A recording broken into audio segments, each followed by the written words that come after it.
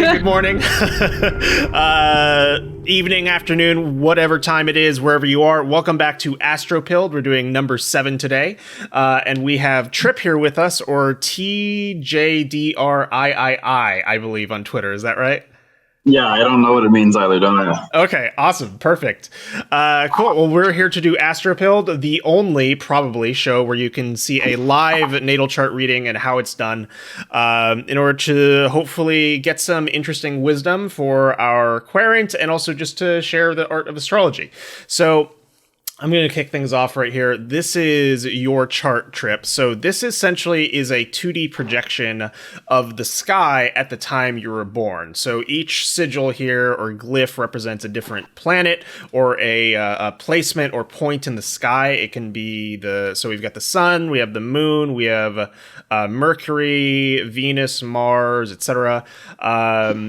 But I also realized that we should do introductions first, which we usually do. So, my name is Saddle Sood, or Salad, or Way, or whatever you'd like to call me. I'm a software engineer / architect manager who's been in tech for about 9 years, almost a decade now.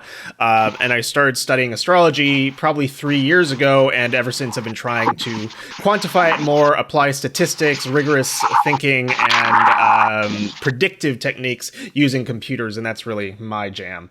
And I'll kick it over to you, maybe. Yeah, my day-to-day life, I am working as a lawyer right now. That's a new career for me. But magic has always been sort of another side of my personality that I feel like I don't get to express enough. And so I love having this opportunity to share that side of myself with other people and uncover that side of other people in themselves. I think that we all have the potential to have a woo life in parallel to our day-to-day mainstream materialist lives. And I hope that this can be an invitation for people to embark on that double life with me, because I think it's a lot of fun. Heck yeah. And Trip, I'd love to hear just a little intro from you, sort of who are you, what are you about, and also what is your familiarity with astrology, and what are you hoping to get out of this session? Right. So I mostly just hit posts on Twitter, but I am also in my spare time a statistics PhD student. Oh, cool. And so that takes up a lot of my time. And so because of that, I sort of come from a fairly natural. Am I quiet? I come from a fairly naturalistic kind of skeptical background. And so for that reason, I don't have a lot of experience with astrology, mostly just what other friends have told me, but nothing this intense. So I'm coming into this skeptical, but if you're on the money, I'm not going to take it away from you. I will endeavor to be as honest as I can about things. Cool. Awesome. That's perfect. I mean, honestly, that is really the sort of person we want for this show, to just share something in an environment that's open-minded, and maybe it resonates, maybe it doesn't. We're fine either way. Usually it does, but we'll see. So what we're looking at here is, as I said, it is a picture of the sky at the time of your birth. And what we have right here is, this is called the ascendant, or the point that was on the horizon at the exact time of your birth. It is the zodiacal degree. And you have an interesting ascendant, because the ascendant moves, I'd say it moves 1 degree every 4 minutes. So it moves very quickly. It goes around the wheel, and it can define essentially the rest of these placements in your natal chart. And these little sections are called houses, and they rule the different areas of your life. So before we go a little further, I'm going to throw some questions at you, because we know that we have your birth time exact from your birth certificate, and it just so happens that this birth time is exactly at 0 degrees Gemini, which is crazy. I've never seen that before. But I also pulled this open in another software, and it's very possible that you could have an ascendant that's literally based on if you were born seconds earlier or later. You could have an ascendant inside of Taurus. So we got to ask you some questions to dial this in, but it's going to be tricky because your planets have you have both Gemini and Taurus placements, so you're probably going to relate to the things that I tell you in both lines. So this is going to be a little tricky, but we'll probably, as we go, this will probably evolve, and we'll understand where your placements actually are based on the things that we talk about. So let's see. With a with a Taurus ascendant, I'm just going to read off some of the descriptions because my delineation of ascendants is not so great personally. But so Taurus ascendant will tend to be somebody who's more methodical. Well, let me back up by defining the ascendant. So the ascendant is the place that tends to define how you unconsciously project yourself out to the external world. I like to describe it as if somebody saw you at a party, like they didn't know you well, they just saw you across the room, they would see that 50% of their impression of you is your ascendant. And then the other 50% is often going to be your sun sign. And then, the other placements do get mixed in a little bit, but often our first impression of somebody is a mixture of ascendant and sun sign. So with that in mind, a Taurus ascendant sort of person tends to be more methodical, controlled, measured movements that can seem like holding a pose, a dislike of being rushed, strong aesthetic and pleasure-motivated streak in the nature, can tend to be lazy or steadily productive, but insists on doing everything in one's own way and at one's own pace. Let's see, wants to enjoy everything they do, and therefore they refuse to rush anything lest they interfere with the pleasure they're deriving from the here and now. So that's the Taurus ascendant. And then the Gemini ascendant is the most inquisitive and friendly rising sign, but also one that can be inclined to be worried about oneself. Usually very intelligent and curious, has a tremendous need to communicate verbally. Let's see, there is a tendency for one side of the mind not to know what the other is thinking or saying, and that can sometimes be confusing to other people because it's almost like there's dual processes going on at the same time. That's that Gemini vibe. So I'll just ask you, which seems to resonate more just from what I've described? Man, I really don't know. If I had, I wouldn't say I'm particularly methodical with my work. I think I'm quite erratic, and so that makes me lean more towards the Gemini. Okay. Yeah, but I'm not sure totally. Yeah, and we can just roll with it. We'll just use that for now, because I also feel similarly, just from reading your profile a little bit and looking at other placements that you have, it would make sense for you to be like a hardcore zeroth degree ascendant in Gemini. Like that's really, really strong. So usually the way we start is we like to look at the big three, or I do personally, and that is your sun, your moon, and your rising. So we just looked at your rising a little bit. The location and placement of the rising also defines the distribution of the rest of these houses, which we'll get to a little bit later as well. So you have the sun and moon in Gemini. So Gemini people overall tend to be very all about communication, about knowledge sharing, about associating freely with people. They often have many widely related interests, often intellectual in nature. They like to connect ideas. They like to talk a lot. They like to exchange information a ton. That's all very, very Gemini. So you have both your sun and your moon in Gemini, which will tend to give you overall like a strong coloring of Gemini placements or Gemini qualities. So like you are just super Gemini in your big three, basically. If we say that, yeah, your ascendant is definitely, in 0 degrees Gemini. So it wouldn't surprise me if when you sometimes read your horoscope, like always it's going to be a little bit off because they assume lots of things, but any good horoscope for like sun sign Gemini will actually probably fit you more than it will fit most other people. Maybe, what are you seeing here? I guess what's coming up for me, I mean, obviously it's really notable to have a triple Gemini, which is, I don't think we've had anybody else on the show who's had all of their big three in the same space. So I find that super interesting. And it also makes me super curious, just Trip, what's been going on in the last month or two of your life. Because we did have a solar eclipse in Gemini that would have passed through and around all of these big three placements for you. And so I wonder if there's been any big changes, any big opportunities, anything kind of wild and crazy in the past couple of months that you've experienced.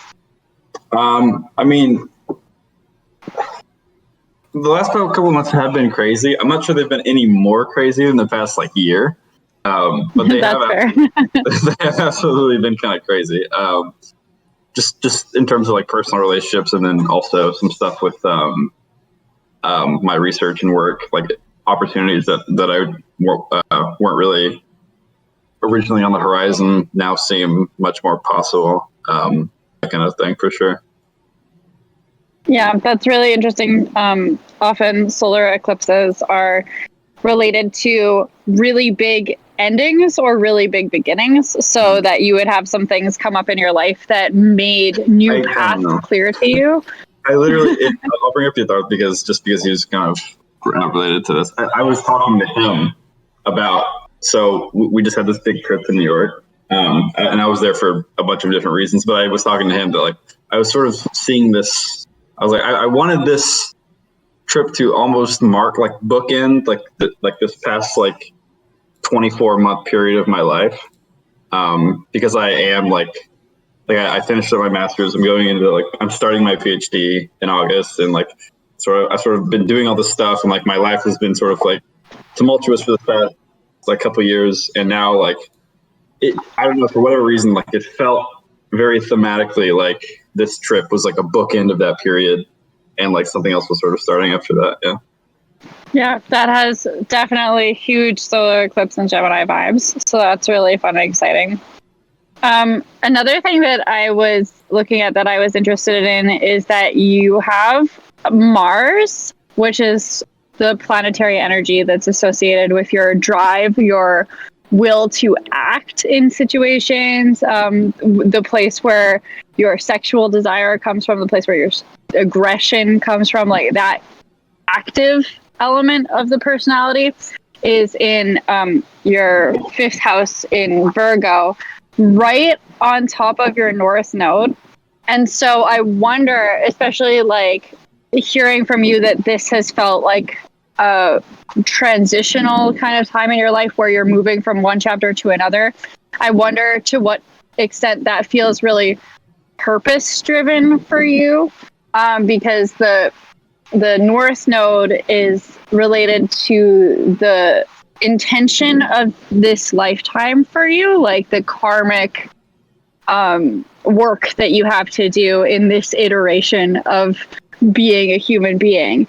So to have the energy that's related to your karmic life path and the energy that's related to being active and moving and taking initiative makes me wonder if in general you live your life in a particularly purpose-driven way, and if you approach creative projects and even like play, like even sports or working out, with a sort of like purpose-driven and maybe on erring on the side of being rigid or something like that. Yeah, that's a tendency that I've sort of actively tried to work against in recent times, but like my default is very much to frame things narratively and to frame things in terms of some life path, this like life goal or some sort of greater cause or something. Absolutely. Yeah. I related to that, there's another placement that gives me the idea that you might have some struggles around that part of your personality. Do you ever feel like constrained by your own rigidity, or do you ever feel that you are so active all the time that you don't give yourself opportunities to be receptive very often? Are those things that you sometimes struggle with? I would frame it maybe a different way, but I've talked about in the past about how a problem of mine is that I sort of treat myself as an island, and I assume anything that isn't sort of within my grasp as an individual means that it's not within my grasp at all. And I sort of like discount the fact that other people could come into play, and you can sort of like,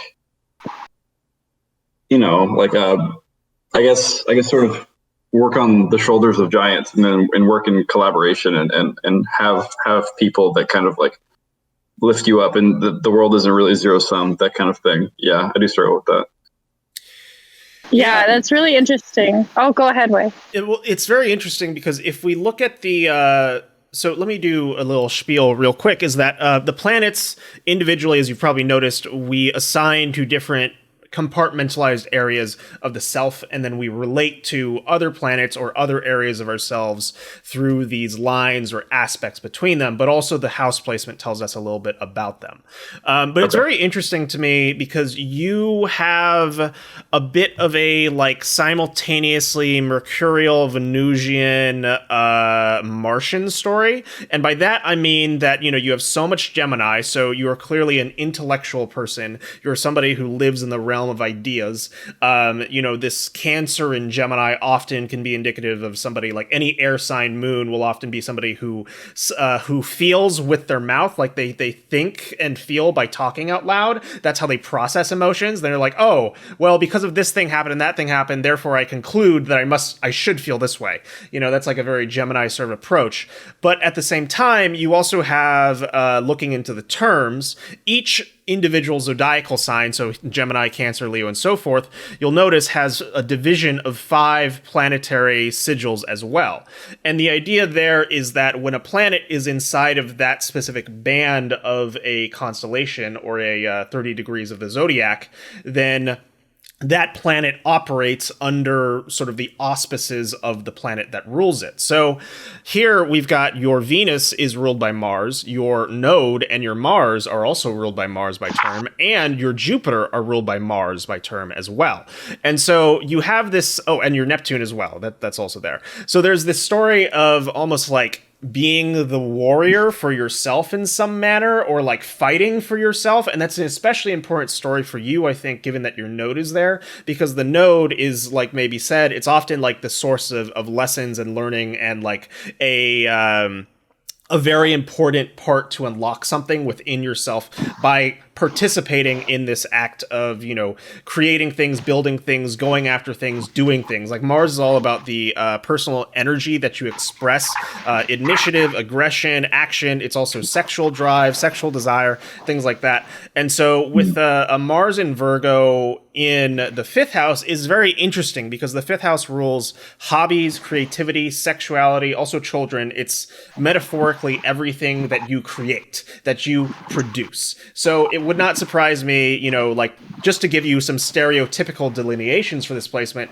it would not surprise me if you definitely want to have children, or you like to be very silly, very virile sort of person. But also at the same time, it means that it can mean that you have a lot of focus and constant drive to your hobbies, to your personal interests, to the things that you want to make, to the things you want to put out into the world. Because they're in Virgo, it will often have to do with things that are complex, like have a lot of detail to them, that require a lot of planning, that have a lot of require careful thinking. But also it's likely that Virgo Mars can sometimes get in its own way a little bit because it wants to do everything. It wants to plan absolutely everything and make sure that it's got everything buttoned up. I know this because I also have a Virgo Mars. And it just it can be hard to let go of that dynamic. But it's interesting because you also have your Jupiter and Mars, which implies that Jupiter is how you grow through the world and how you expand and how you feel joy and like you're succeeding and like you've really got things figured out.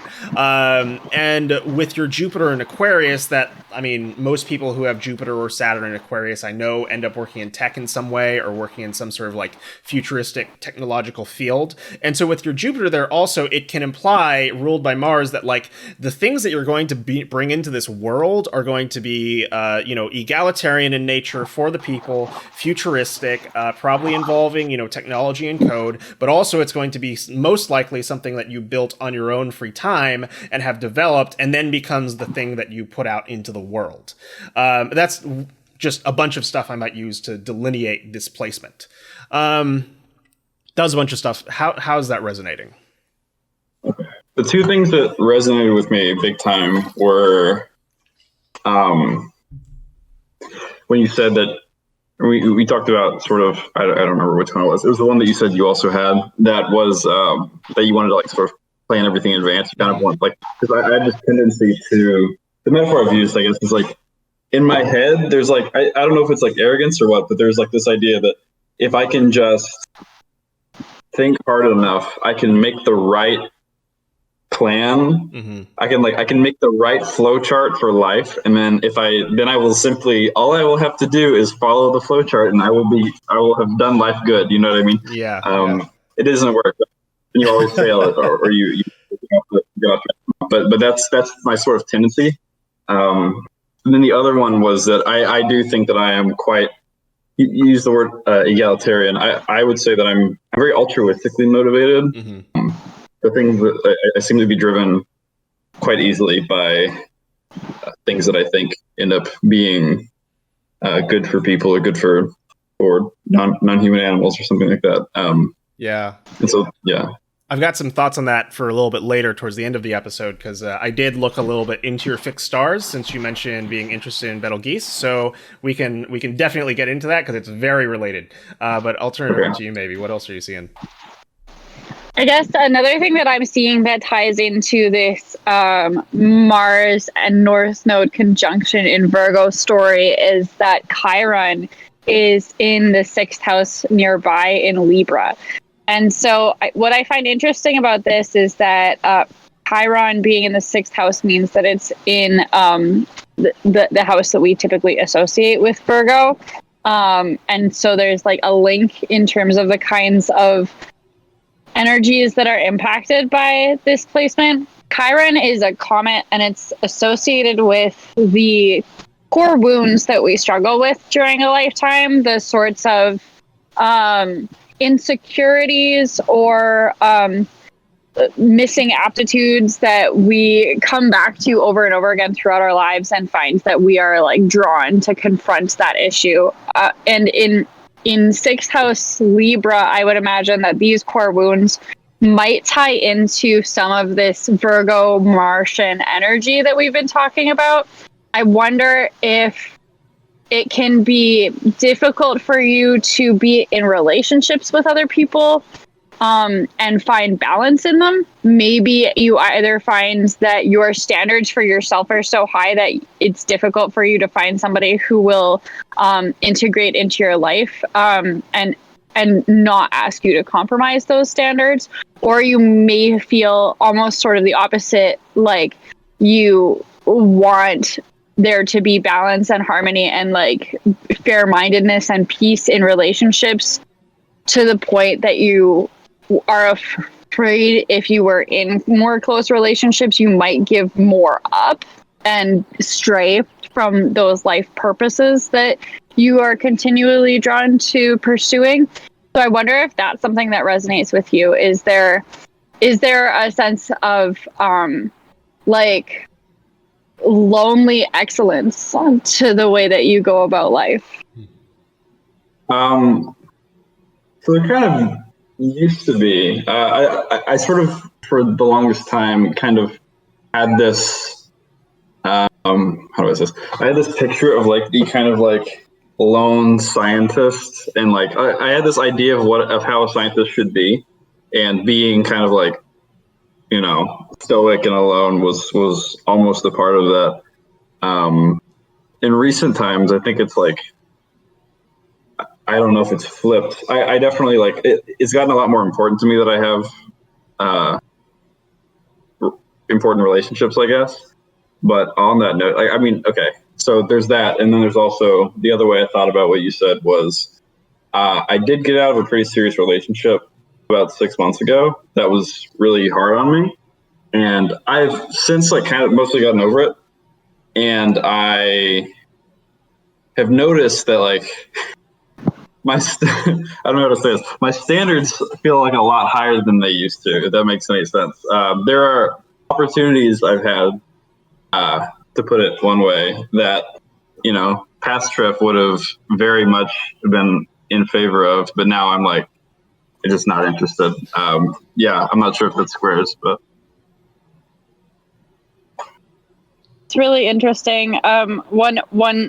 One thing that I noticed that might tie into that as well is that in the next house over, in the 7th house, which is the house of relationships, you do have Pluto in Sagittarius, and that suggests to me that a big part of the like long-term transformations you experience throughout your life might have to do with exploring different relationships and exploring different styles of relating, both in like professional and personal realms, whether that's like being able to find good mentors who help you learn things that you haven't encountered before, or having romantic partners that teach you about yourself and the way that you feel nurtured and connected in a relationship.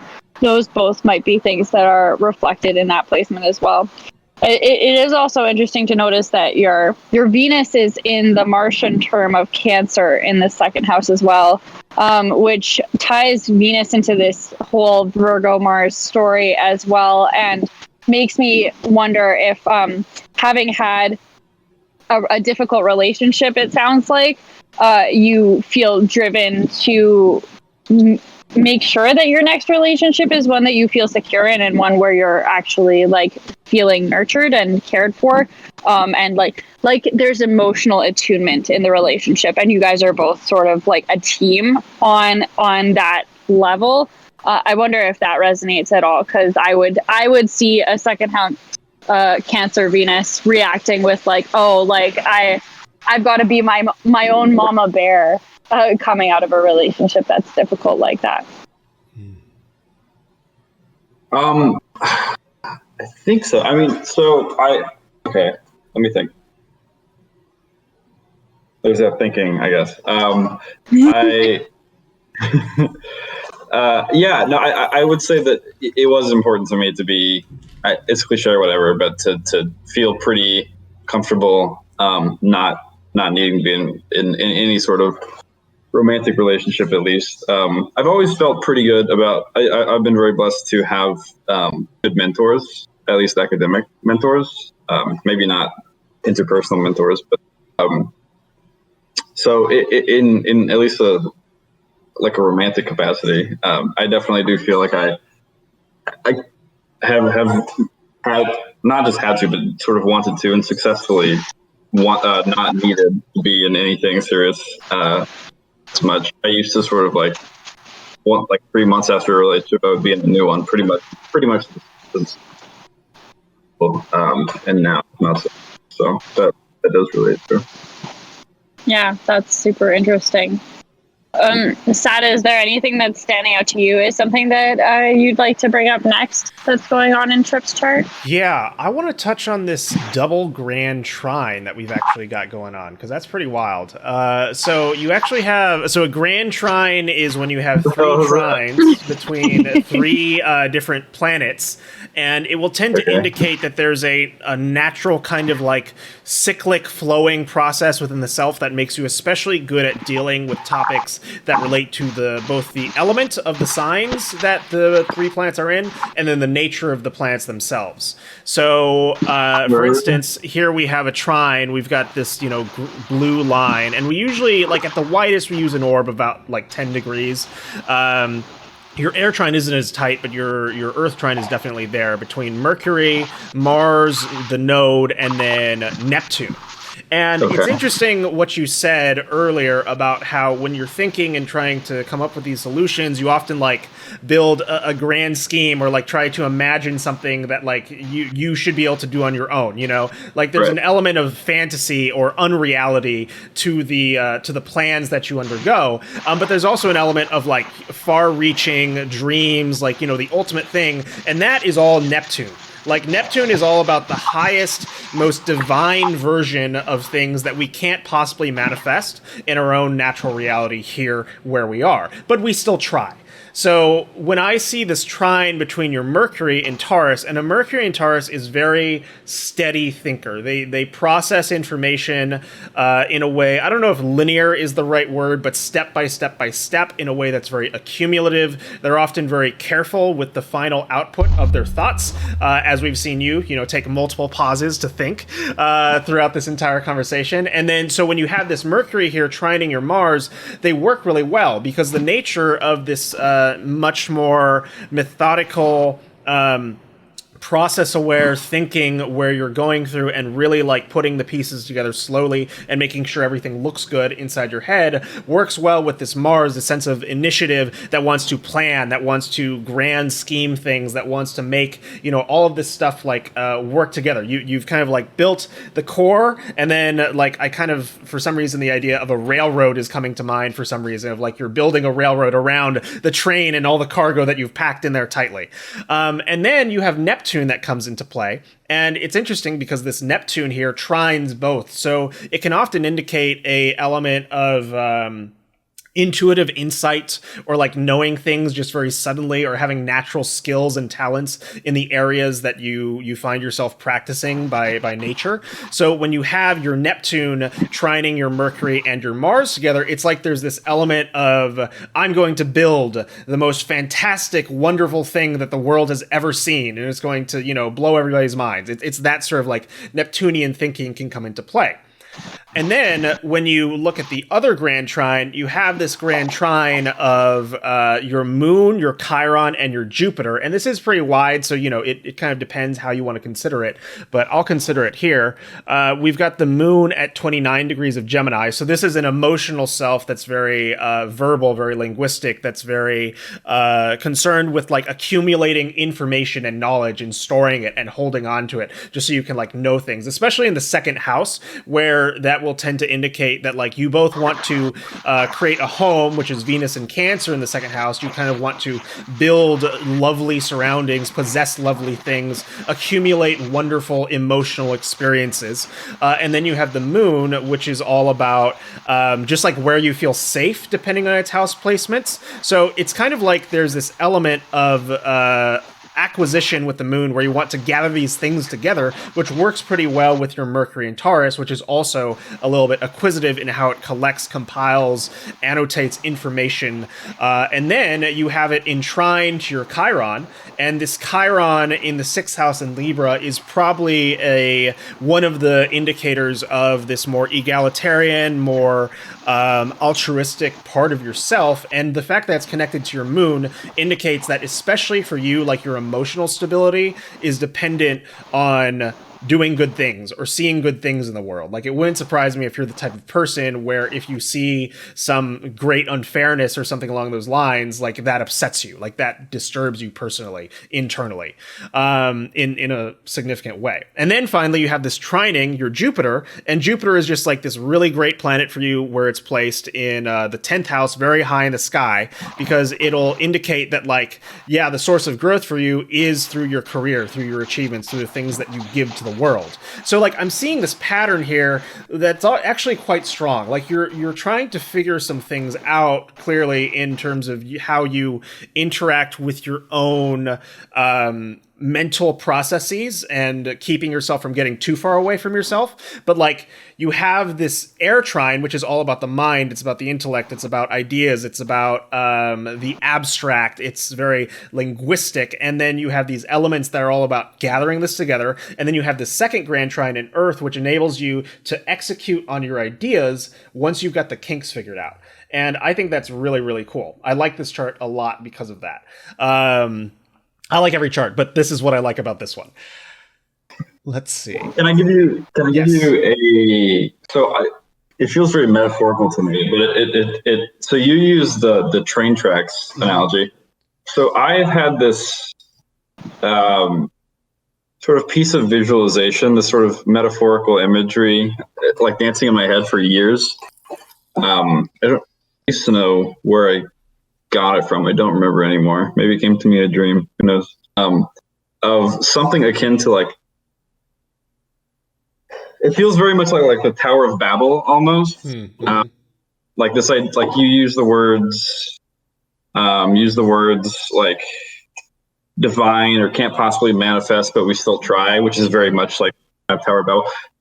But I like that imagery because it also conveys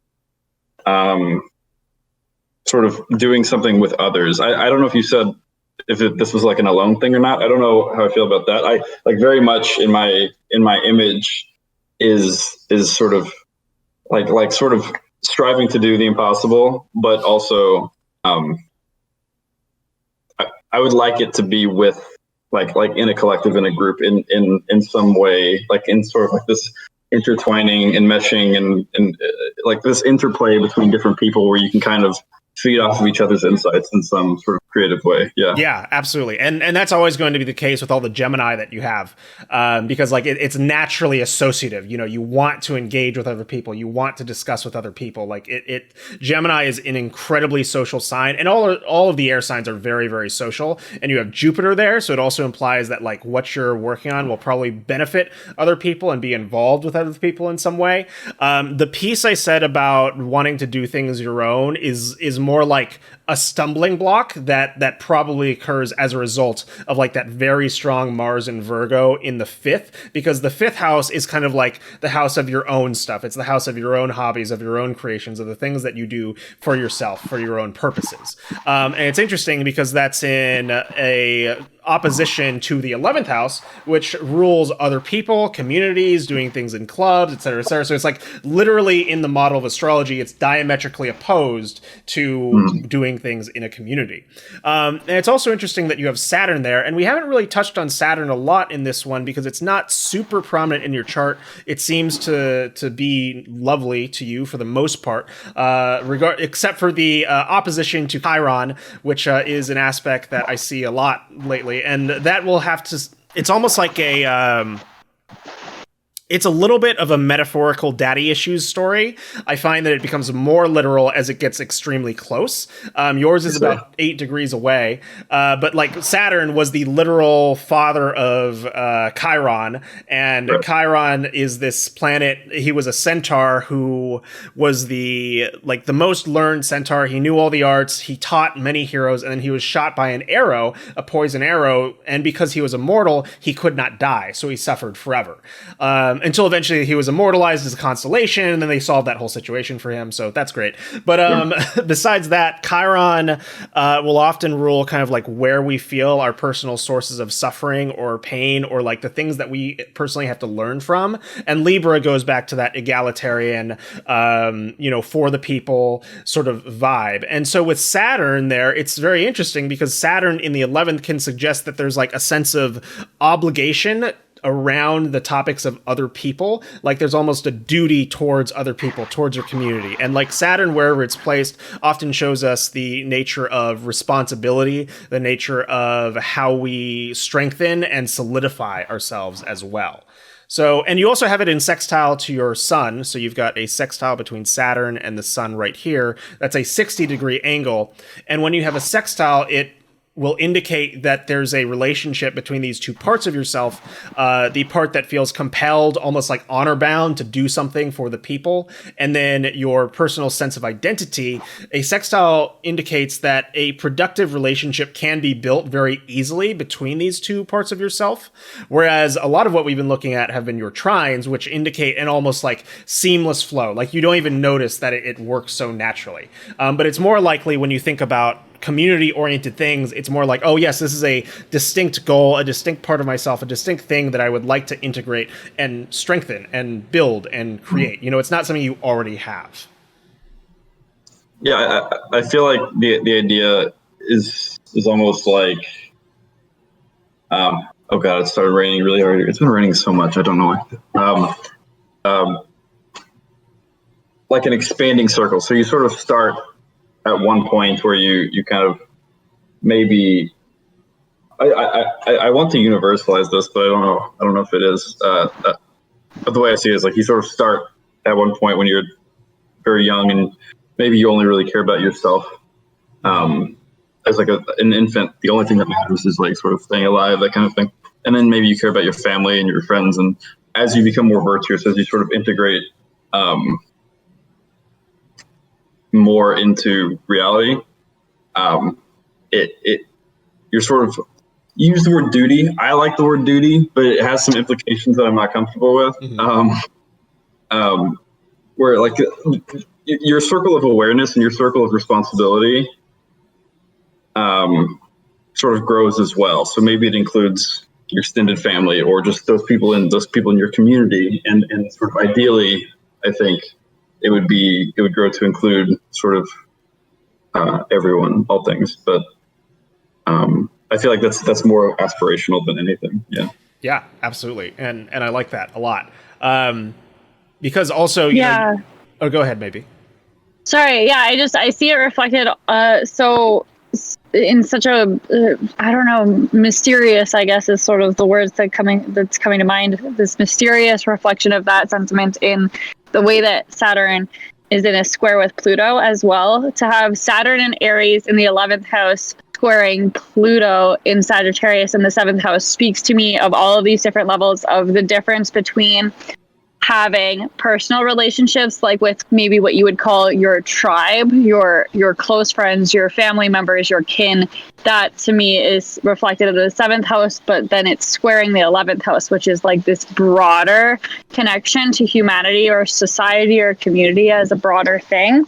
And to have Saturn and Aries in that 11th house makes me wonder if your early life in particular was maybe focused more on seeing how you fit in that bigger picture, and that there's this challenge from the square from Pluto in Sagittarius in the 7th house to like explore the territory of the relationships you directly have and see how you can like understand your limitations and your potential in relationship to the bigger picture through those like in-person tighter connections with people. I feel like there's so much going on in that aspect that like the little description I've given here doesn't really do it justice to me. I see lots of different layers and ways that those two energies are playing together, but I just wanted to point it out just because you talked about this difference between, you know, how much are you focused on yourself? How much are you focused on your tribe? And how much are you focused on what's good for the world at large? Yeah, I would say like one thing that I have personally struggled with is like, I consider it one of my biggest mistakes in life is my frequent sort of penchant to think that, well, one, to think that I can do it on my own. And then therefore sort of constraining my possibilities to only the things that I can see, not the further horizons that others can see for me, and not just see for me, but sort of things that I could reach, things that neither of us could reach on our own, but could reach sort of together through like mutual insight, like a dialogue, kind of like the physical embodiment of a dialogue. People talk about how a conversation, they'll say like, a conversation is good when you say something that surprises you. When you like, a conversation is good when you say something that surprises you. I feel in the same way that there's like an analog or a metaphor that can be extended to,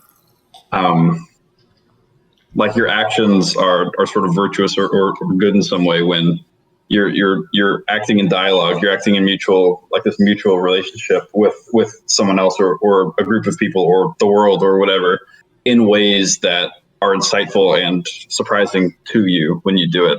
And to bring it back up, that I think my problem, I identify it as a problem that I regularly sort of constrain myself away from that and see it as something that I should do alone. Yeah, that's reflected so well in your chart. You have such powerful creative energy, and so many of the challenges I see in your chart are about channeling that creative energy so that it can be co-creative energy with your other parts of yourself, with your people that you're in relationships with, and with kind of the universe as like a higher power as well.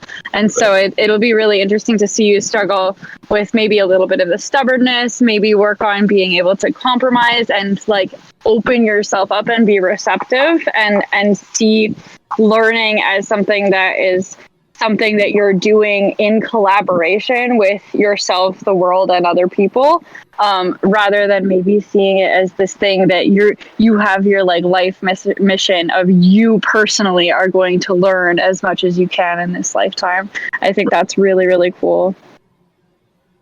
I'm really excited, though, to hear about your request in terms of fixed stars. It's funny that you would be the person to ask us about fixed stars, because there's definitely some interesting stuff going on in there. Yeah, Sad, do you want to open up that conversation? Yeah, absolutely. I do have one last thought, just a random question. So I'm curious, Trip, do you ever feel the one of two things, either like you want to hide or keep your thoughts hidden in some way, or like perhaps you feel like other people don't see your thoughts or don't really understand the ways in which you think or some manner? Can I take your question and then ask a different question? Yes. Okay. So because it feels close, not quite, but very close. I was going to say, I sort of, since we hit on one of them, I figured I would say, I sort of view, like, looking back on my life, I feel like I've made broadly two big mistakes, not two actions, but like most of my mistakes fit into like these two categories. One is just thinking I can do it on my own, and the other is like not acting on my conscience out of fear of hurting others. So sort of allowing myself to be ruled by the whims of other people, like silencing myself, like my voice or my strength, and sort of keeping everyone like. Does that make sense? Like I sort of would retreat a little bit if I felt like I was potentially hurting someone, even at the expense of myself or others even. So I'd say there's two things that I would relate to that in your chart. One being the Venus Cancer, because the Venus Cancer is Venus is all about how we express affection, we receive affection, what we enjoy and value in life. It's the aesthetic, the romantic, the sensual planet. And Cancer is very, very, very mindful of people's feelings, like probably the most of any of the signs. Like doesn't want to hurt other people's feelings. It doesn't want its own feelings hurt. So like there can be almost like this aesthetic thing going on, this aesthetic process, which is like, no, I won't say that because that might hurt their feelings or that's unkind. And I don't want to be that sort of person. I don't want to live that sort of world, because Venus also can rule some of your values, especially as it relates to relating to people socially, but also it's in the second house, which is also values.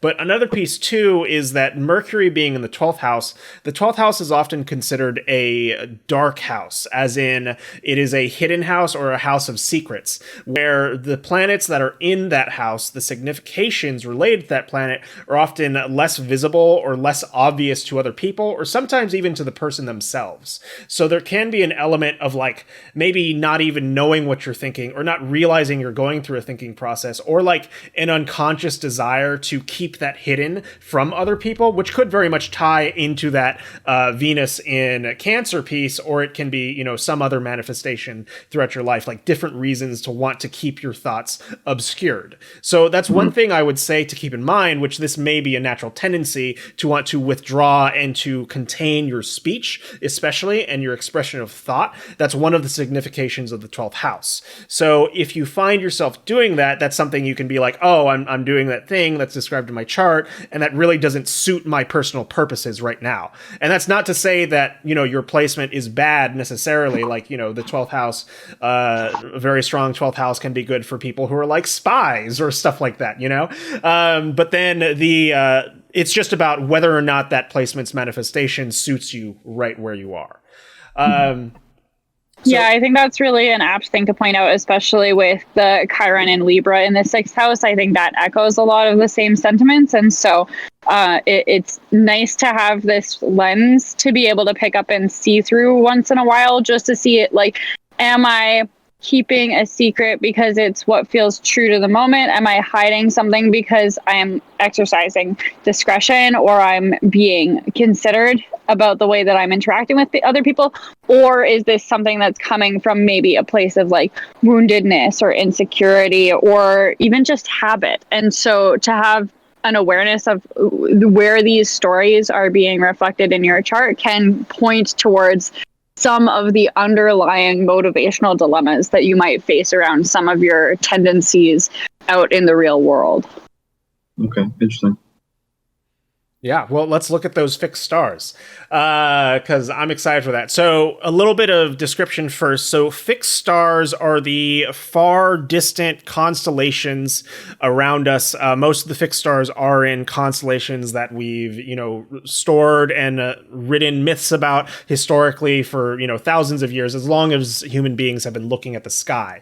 So these fixed stars often have very specific stories and tales and myths. And as a result, they can also be quite a bit shorter than some of the delineations that we give, but I expect, especially given some of the stuff you've said, will resonate for you. So there's two ways to do fixed stars. A little bit of an astrology lesson here. So as time has gone forward, astrology has flattened. You can see here we're looking at a flat map right now of the sky. And the way to, or rather, all of these planets actually have latitudes above or below the ecliptic or declinations above and below the horizon. And so these degree amounts are where you can see that. So for instance, Pluto has a very oblique orbit and you can see it's all the way up around 13 degrees. And then the moon is up around 5 degrees. And then you also have Saturn and Mercury together. Oh, so, one thing that I often don't read enough as I should, but also you have Saturn on top of your Mercury, which can be another element of wanting to keep quiet, or of taking what you express very seriously and with a lot of discipline. Like that can be one of the indications of Saturn parallel Mercury by the actual vertical distance. So the fixed stars are everywhere in the sky around us, right? They're high and they're low, etc. So some planets or some fixed stars we can look at through just conjunctions, but that's not the traditional way of looking at it. We will take a look at Betelgeuse, and I think we can pull up Algol and Alcyone as well. But I want to look at the Parans, and that's short for Paranatello, which is a ancient traditional technique that's based around the time each individual planet rose, set, found the top of the sky and the bottom of the sky in your natal chart, and then that is related to fixed stars that were any of those 4 positions: rising, setting, above and below the horizon, or at the top of the sky, the highest point in the sky, or the lowest point in the sky at the same time. And when you have a planet and one or more stars together, that's what is called a Paran, essentially. So I wrote down some of this stuff. I'll pull this over and let's see. So you'll have to forgive me because this is not my personal area of expertise. I just pulled this out from some of the books that I have, but we can discuss it. Then these are 2 key ideas: your heliacal rising star and your heliacal setting star. So due to the progression of the Earth and the way it rotates, the stars over time, the fixed stars, appear to move in the sky. And at some point, some of the stars, depending on your latitude on the Earth at the time of your birth, will actually appear to set below the horizon for a certain amount of time, and then later they will rise above the horizon. And these stars are considered to be stars that play along in the realm of the immortals. So they live as regular stars, then for a certain time they dip below the horizon and then live with the dead, No, the immortals is the night sky, and I think the dead is the daytime. But there's these metaphors associated with them. But essentially, the heliacal rising star, what it actually means is it will tend to be what you naturally bring into this lifetime. It tends to be sort of like the natural pressures and psychological sort of mindset and frame that you bring into this world. So your heliacal rising star is Aldebaran, and for the record, I pulled these from this book called Star and Planet Combinations by Bernadette Brady, and I only pulled out the relevant descriptions. But for instance, like just a single fixed star here is 1, 2, 3, 4, about 3 pages. Some of them are like 4 or 5 pages, just depending on how much myth there is behind these. But for the definition of the heliacal rising star, Aldebaran is to hold strong principles, ethics, and beliefs which will, however, be challenged. Success and personal strength coming from the ability to live by one's principles, to be guided by one's principles and integrity. And then this is sandwiched by the heliacal setting star, which is more about the talents and mindset and myth that you take on as you develop and grow into your life. So here we have to have life events force one off the beaten track and feel compelled to find new pathways, new routes, new solutions, learning that one's strength lies in the innovative solution, in the contra or different position. So it's interesting to me the way these two are paired together, which suggests that like you have a lot of strong ideas coming into life, you have a lot of principles, goals that you want, and then at some point something probably, or maybe this is a repeating dynamic where you're pushed off track and you're forced to learn new things, you're forced to try out new things, you're forced to find the innovative solution or the different solution to what you ordinarily would do. How do these two descriptions resonate for you? I would say that is not wrong. I would say it's a novel way of thinking about it. It's a way of thinking about it I haven't really considered. I can think of a couple times. I have this thing where I've talked to others about it. Some people relate, some people don't. Where I will say, like, I used to think it was universal, but I guess not. Where this has only really happened to me like 3 or 4 times in my life.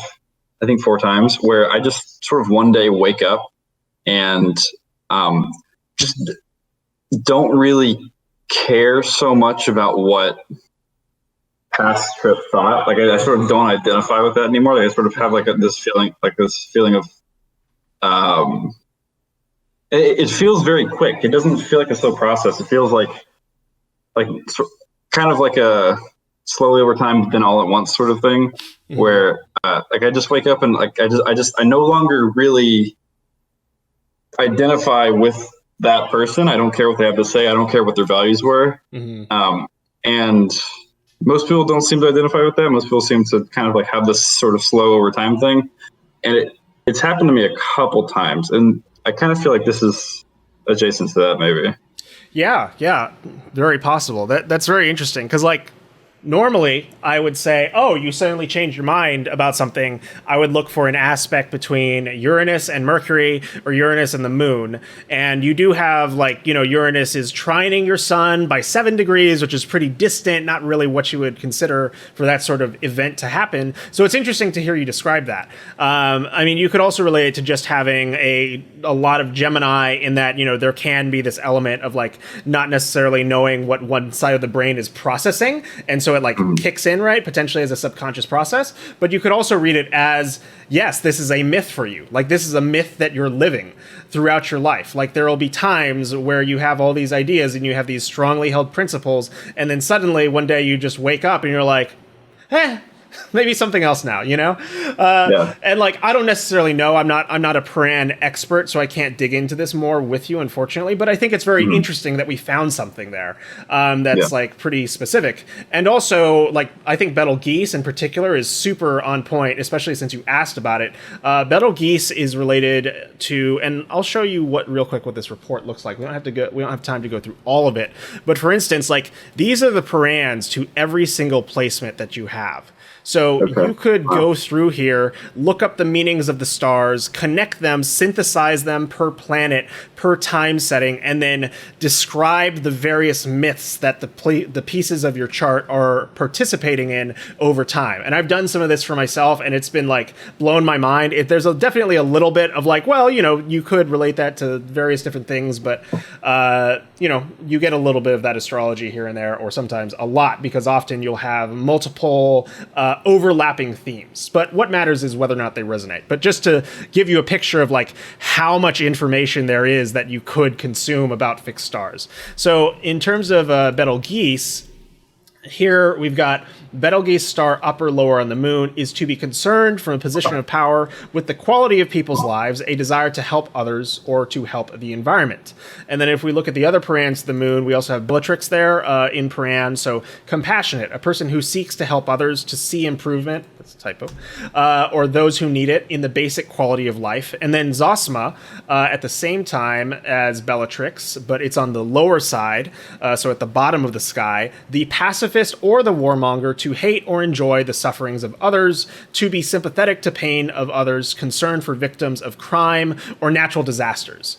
And given the fact that these parans are touching your moon, you synthesize the meanings and delineations of the moon. So it's all about how you feel internally. It's about the nature of the mind. It will tend to indicate that, like, yes, this is especially close for you, most likely. Like, when you encounter these themes or these myths within your own life, that affects you in an emotional way. It affects the quality of your mind. It affects how you feel and how you I encounter what live. things? Sorry? When I encounter what things? When you encounter the themes described by these fixed stars. Okay. Right. Yeah.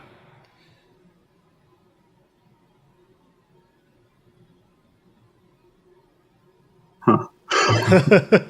Yeah, and honestly, that's about all I have to say about them at this point. So I would say, like, how do you reflect on this? Does this feel like a story within yourself, or just feel like something that resonates in general? I resonate a lot with the idea of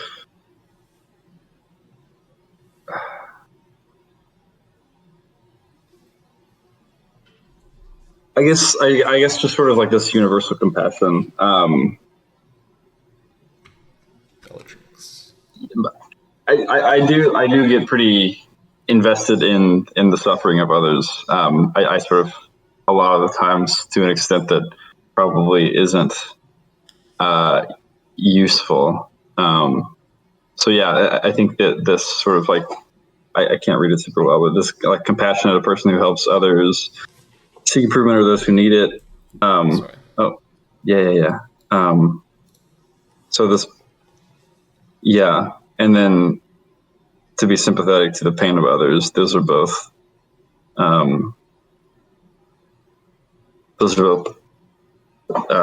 Close to me, I think. Yeah. Yeah, and just to read, I'll read the principle of Bellatrix from this book, which is interesting. It's a little bit more nuanced. So the principle of Bellatrix, the left arm of the god, success through the shadow. Bellatrix is the left shoulder of the god Orion. It is called in some sources the Amazon star or the female warrior, and in others the conqueror or the roaring conqueror. Bellatrix gives success, but with a shadow, for the achievement that Bellatrix promises has a price, that of dealing with difficult aspects of the psyche. This star suggests that personal weaknesses are exposed. Personal growth and needing to face one's own demons or shadows is the price paid for success.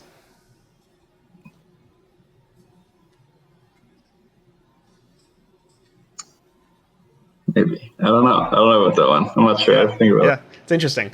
Because, I mean, you could argue perhaps the depth to which you mire yourselves in others' struggles is part of that story, but also maybe it's just a general interpretation. We don't really know. But it's certainly interesting.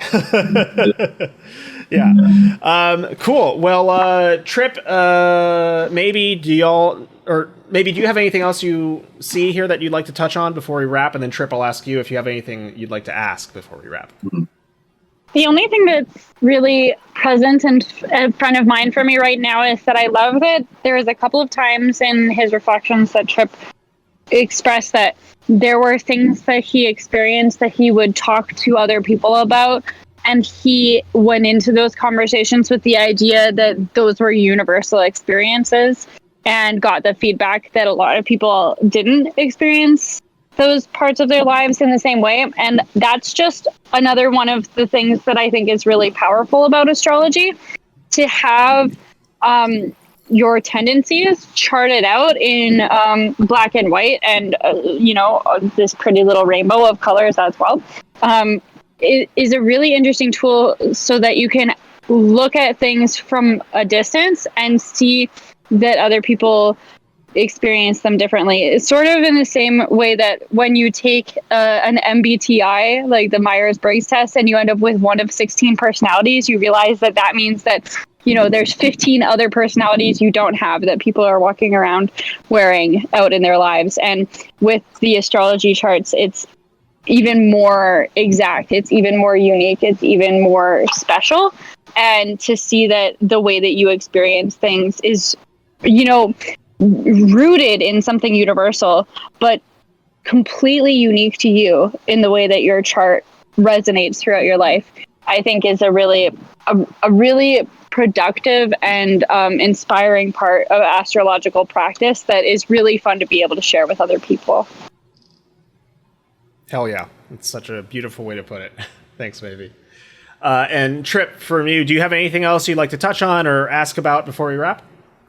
I guess if we could do it briefly, the only thing I would think is like, I am sort of, I'm moving in like 3 weeks, and I am sort of starting this PhD, sort of continues, sort of starting. Anyway, it's a big transition, and I guess I don't know is there like a specific way I should really be thinking about how to approach like this kind of new, like all this new stuff all at once.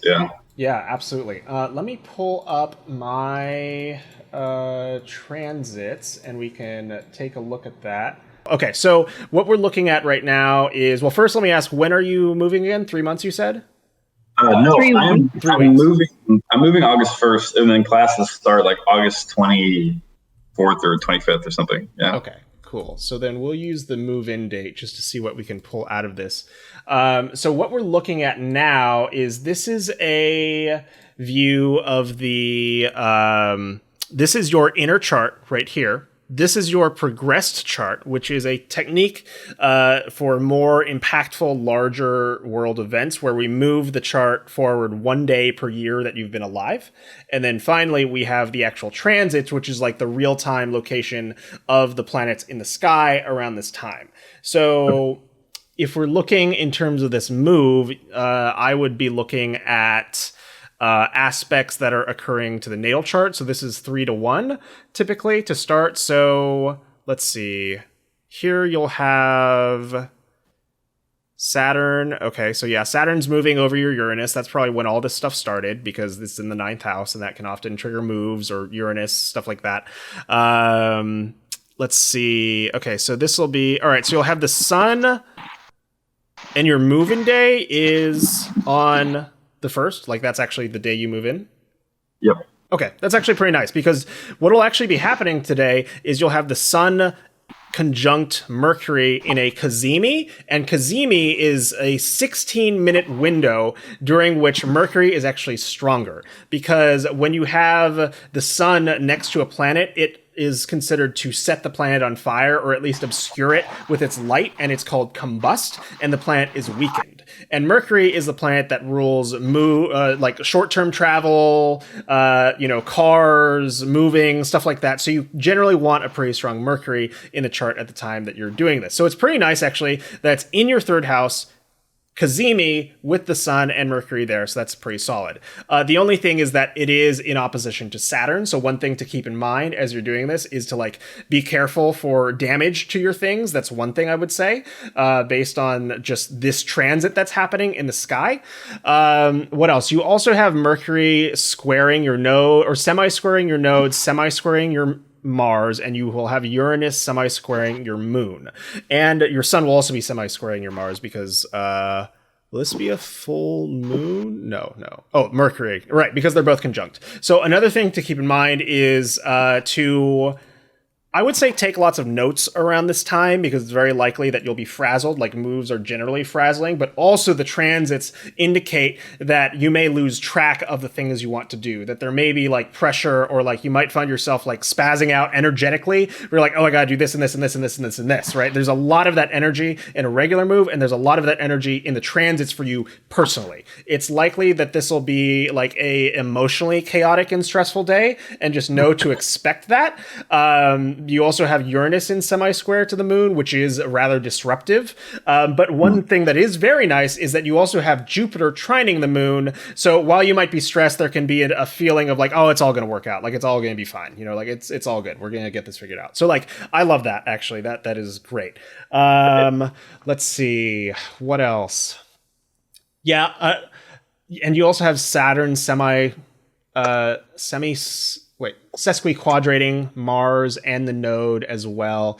Yeah, like I would just say prepare as much as you can that will allow you to not have to worry about whether you forgot things or whether you're like doing too much or doing too little. Because that's what I see here a lot. It's a lot of disruption of like your emotional self as well as your Mars, which will tend to want to make you act out in a way that can be more erratic than normal or more panicky or more nervous than normal. So I recommend preparing things like notes of like all the stuff you have to bring, checklists of all the things you have to get done, blah, blah, which like, you know, you have a lot of Earth in your chart. You're probably the type of person to do that anyway. But like, just go ahead and do it.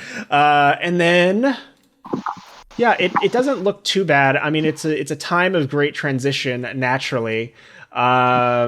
Jupiter squaring ascendant can suggest that you maybe want to be careful overexerting yourself because there can be injury there with Jupiter squaring the ascendant. Jupiter rules excessiveness and expansion, and then your ascendant rules your personal body. So those are the main things I see here. What do you think, maybe?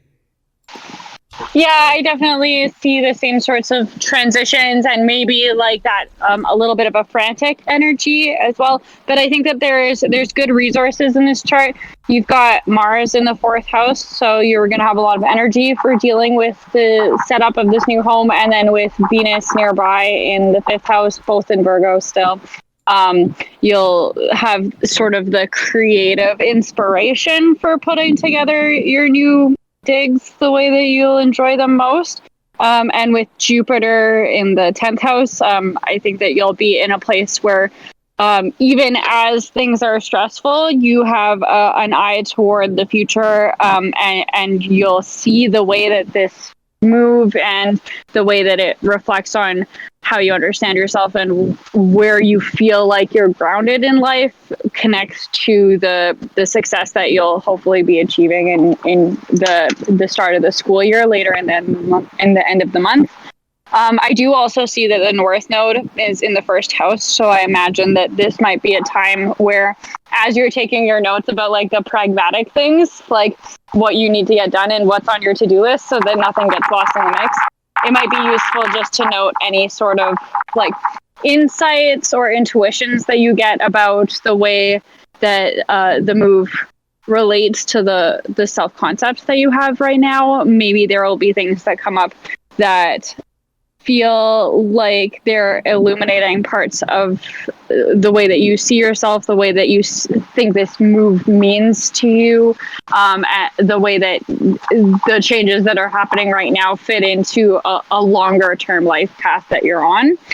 Apart from that, I'm not sure that I see anything that I have a lot of advice for in terms of this chart. I think that in general, you're going to have the energy that you need in the places that you need it. It's just going to be about being proactive and mindful so that you can manage all of that energy.